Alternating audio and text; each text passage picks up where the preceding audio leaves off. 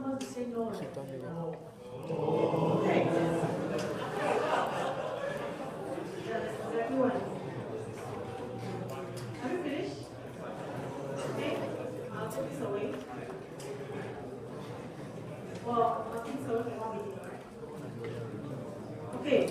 So what are we trying to say? First of all, this is your minus one. This is your minus one. Okay? If your minus one looks like this, for some special function, this part is very close to minus one. It didn't cross over, it's very close. Okay? And we say we define vector margin to be the distance between minus one and the nearest point. So the nearest point is somewhere here. Somewhere here. The distance is here, very small. And we call this distance Sm. Okay? This is the L. The loop. It's L naught means before it has spoiled. It's initial condition, right? Okay. So your vector margin Sm is this distance. Okay? And I say that Sm is 1 plus L naught J omega. You understand this? And I say S means the point that's nearest. You understand this? Yes? Okay? Because if my L naught at this point is like maybe in real and imaginary terms, this point I'm looking at now, the closest point. This point, if my value at this point, the real part,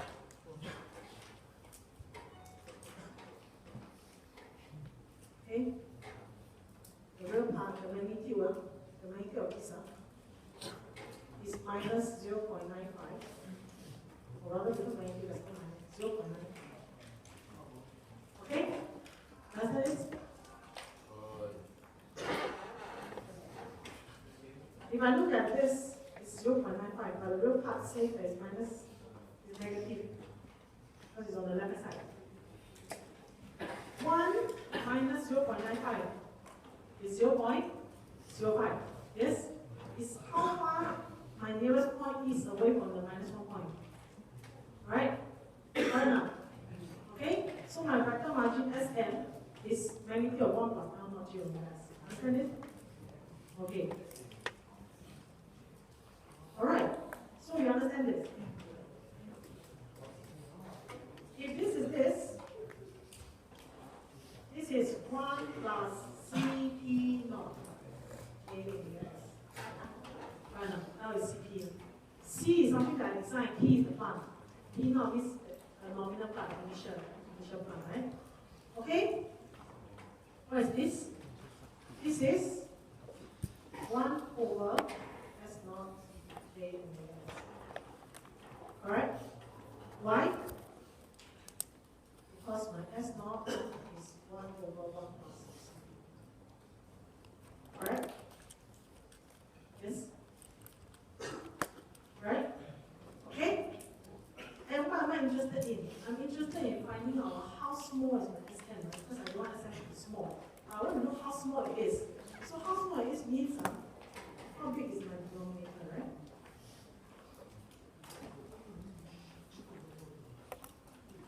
That's omega S naught. Okay, so what's the maximum of my denominator? That will give me the minimum of my Sm, right? Okay, I'm interested in this. What am I telling you now? I want my Sm to be big. Yeah? I want it far away from minus 1. So first, I want to avoid low Sm. I want Sm to be small. So hence, avoid picking ES. Understand it?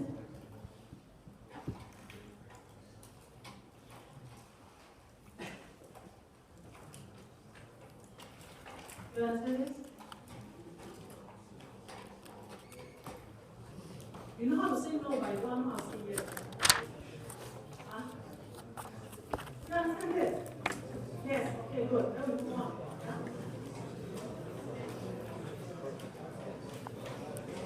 Okay, so this is our. You don't have to copy this. If you are happy, you can come out later and take this away. I don't need this anymore. Alright, you have to copy this, alright? And then you can share it.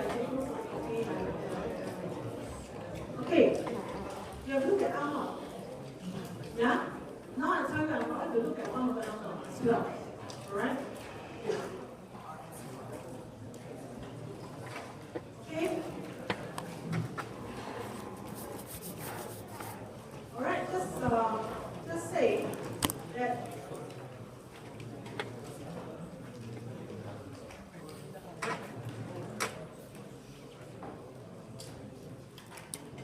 okay, reverse now. Okay, just say that for some unknown transfer function, this is the one of them, alright? Which is the reverse of this. So the max will be the mean and the mean will be the max, okay? This is the one of them. Alright?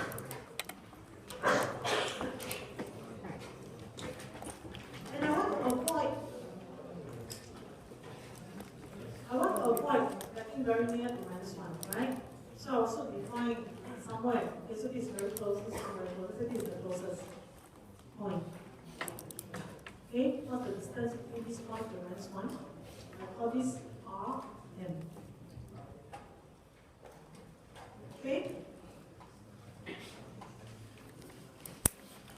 I say that Rm, the minimum distance from 1 over L naught to -1. Okay? So, by definition, Rm is 1 plus 1 over L naught J omega R. Let's call this because this is called omega R. Okay? Alright? And this is nothing except 1 over Cp naught J omega R. And you can check that this is 1 over P naught J omega R. Because P naught is Cp naught over 1 plus P naught. Okay? If you work this out, this is just P naught over Cp. Alright? I want to avoid my 1 over L from getting very close to -1. So I want the R to be big, right? Okay?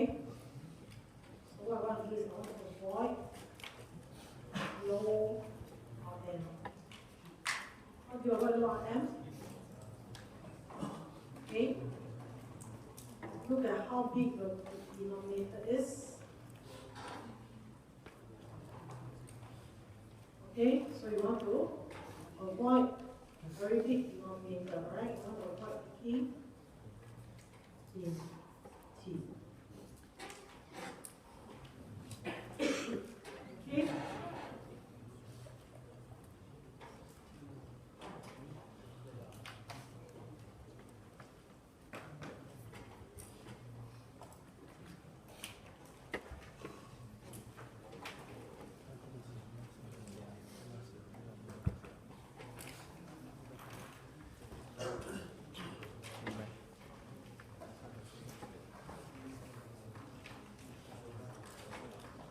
Okay, so this is easy to understand.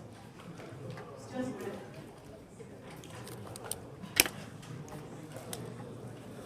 Okay, you don't have to copy. If you really want this, ask a fast grab to come like this. Right? Okay, so we talk about what does it mean? Let's say now, this is a graph controller. It's not a sketch. It's something that we draw in the text. This loop is your L. Okay? And the 1 over L is this, something that's shaped like a V. Alright, if you draw the Boolean diagram of S and T, Okay? The black line is S, the green line is T. This is what you see. So you can see that actually S will be, right? There's a big here. Yes?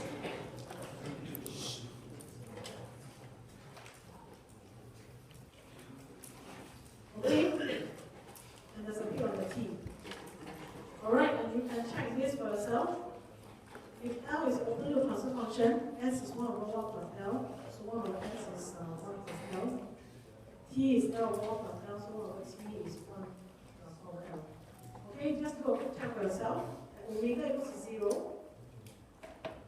Omega is 0, just read on the mind where omega is 0. Okay? L is 2.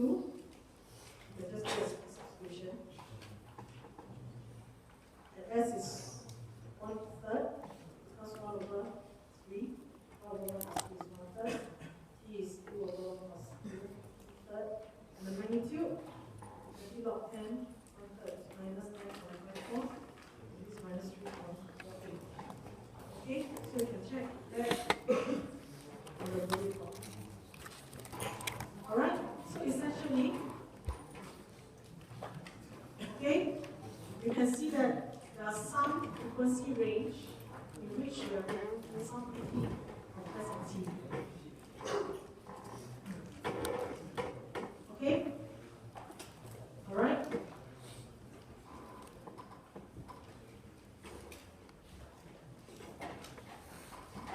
This is just for you to understand, okay,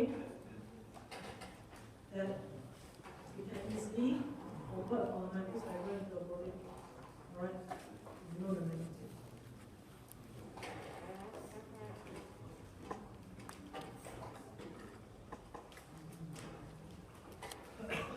Okay? You actually don't really have to do this, right? Because this is not the real essence of what we're supposed to learn, right? What we're supposed to learn is this. Okay?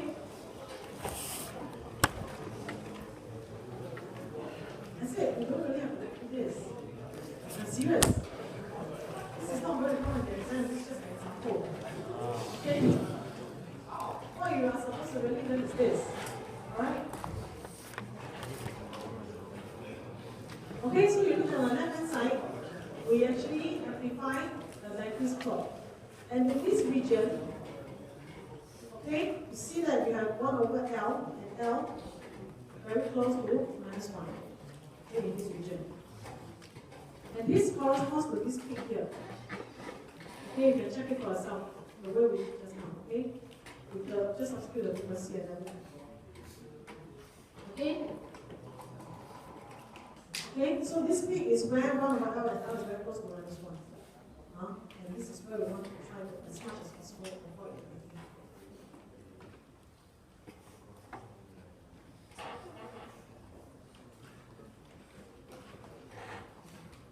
Okay, so this is the main idea. Alright?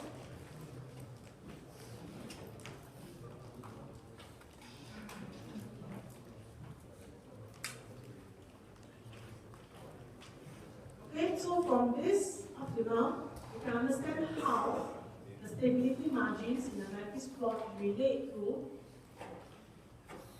your sensitivity function.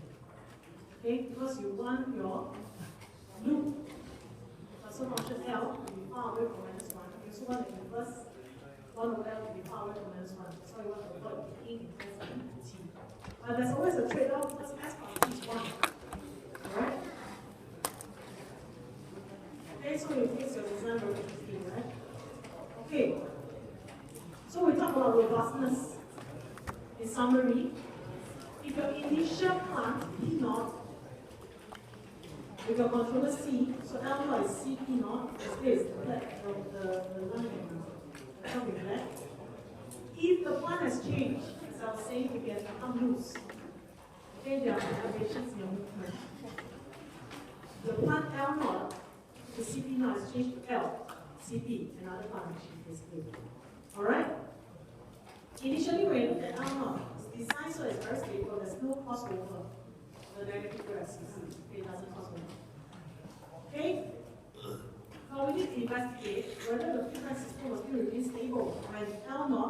has been perturbed to the red line L. Alright, by Nyquist criterion, L naught of transistor minus 1 so it's very stable. Alright, actual closed loop is very stable if L naught of transistor minus 1. Now what will happen when L naught has changed to L? So how do you actually analyze that? Let's look at how much it has changed. Okay? So if you point L now, the distance from L to L naught is smaller, okay, than the magnitude of 1 plus L naught j omega. This is your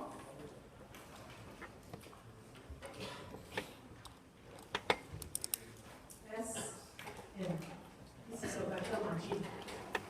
Okay, so the change of L from L naught is smaller than the vector margin. This is a sufficient condition for stability under perturbation. Meaning after perturbation, okay, you still don't cross minus 1 because it's still smaller than the vector margin, okay, which is the distance from the closest point to L naught to minus 1. Next, what you can do is you can divide the left and right hand side by L naught. Okay, so divide the left hand side by L naught, divide the right hand side by L naught. You see that the right hand side becomes 1 over T. Okay? We tell you that this is a sufficient condition of stability. And the name for that is Doyle stability robustness criterion. Okay? Alright, the inventor is there, John Doyle, professor of control. Okay? So this criterion is a sufficient condition of stability. In the exam, if you are asked, okay, to write down or to derive the sufficient condition of stability, write down means you write down this one. It's a condition. If you ask to derive, means you write from here. This one, this is less than the vector margin. And then you divide on the left and the right by L naught. And this is this, and this is the sufficient condition of stability. This is called derive. Okay? Alright, what's the meaning of sufficient? Alright, sufficient means that there may be some perturbations which do not satisfy this condition, but do not cause instability. Means this is not a necessary condition, it's not a must. It's just sufficient to ensure stability. So there are some perturbations that do not satisfy this condition, but they do not cause you any problems as well. Okay? So how do you make things necessary and sufficient? Alright? In order to make things necessary and sufficient, I think this simple inequality is not good enough. Okay, it's not watertight. So what you do is you define that your right hand side of 1 over T, okay, is bounded by the unit circle, is bounded by W1, so called. It's enclosed by W1. Okay? So it's that 1 over T is enclosed by W1, and this perturbation has been less than or equal to this enclosure, W1, then it becomes a necessary and sufficient condition. Meaning all perturbations, if you want, after the perturbation, the system is still stable, the perturbation is satisfies this condition, alright? Okay, so all perturbations will be bounded between W1 for real values omega, and will have to be less than 1 over T to ensure stability.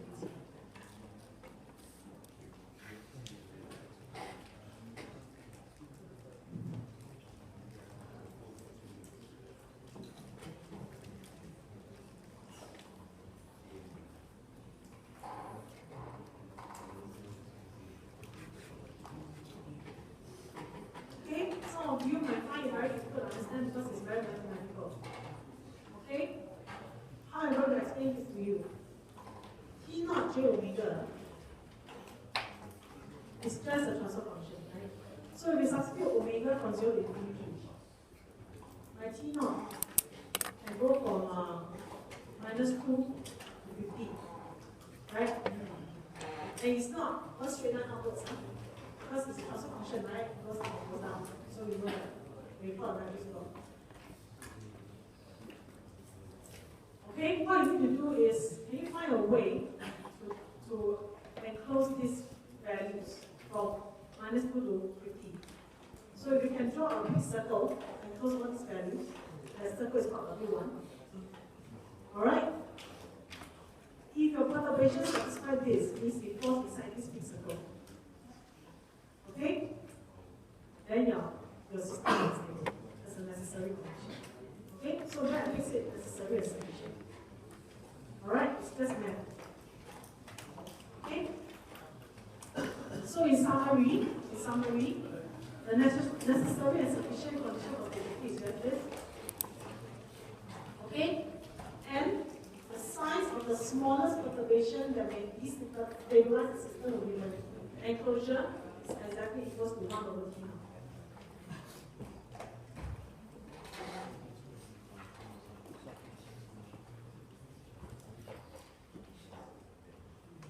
Okay? And if you look at T, the graph of T is this now. So at low frequency, T is very close to 1. And we say that the perturbations that you can have restricted in size, because T is very near 1. But at high frequencies, T is very small. Okay, so larger perturbations are allowable.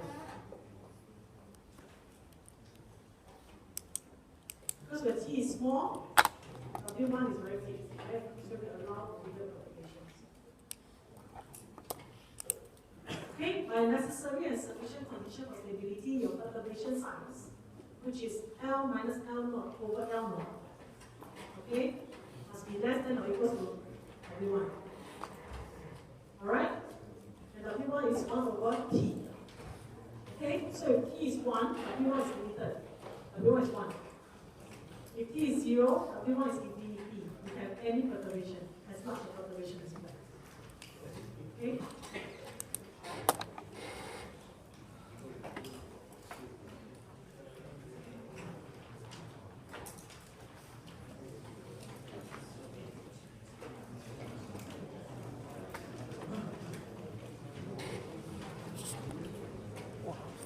Okay, continue.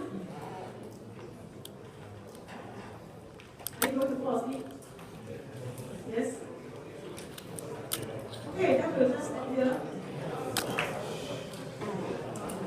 This is useless for me to keep, talking if you're doing the wrong. Alright, if the class maps are, if you want this. I still have a lot of robustness. Okay, good.